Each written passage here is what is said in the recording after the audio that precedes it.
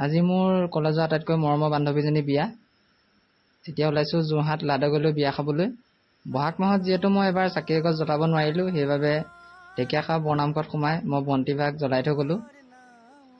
বছৰটোলৈ যাতে কুশলে মংগলে দিনবোৰ পাৰ হয়, ভবামতে সকলোবোৰ সপোন পূৰণ হয় আৰু ভগৱন্তৰ আশীৰ্বাদত জীৱনত বিচৰা বস্তু মই সকলোখিনি পাই আহিছোঁ।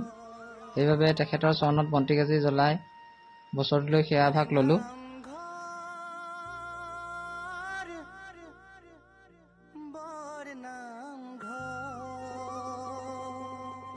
ইয়াৰ পাছত ইফালে ইফালে চালোঁ মোৰ ফটোখন ক'ত আছে। মোৰ ফটোখন ইয়াত থোৱা হৈছে আৰু ভিতৰত সোমাই সেৱা ভাগ কৰি আহিলোঁ।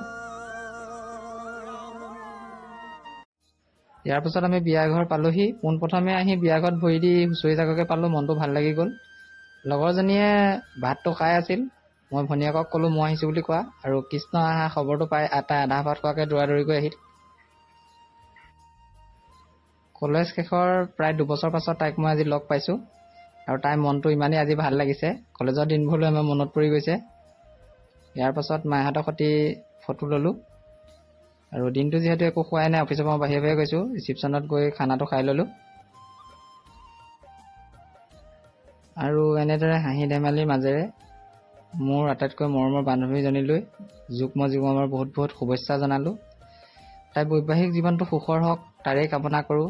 আমাৰ বন্ধুত্ব এনাজৰীবোৰ সদায় লগত থাকক। আৰু ইয়াতে মোৰ আজি ভিডিঅ'টো সমাপ্ত কৰিলোঁ। ধন্যবাদ।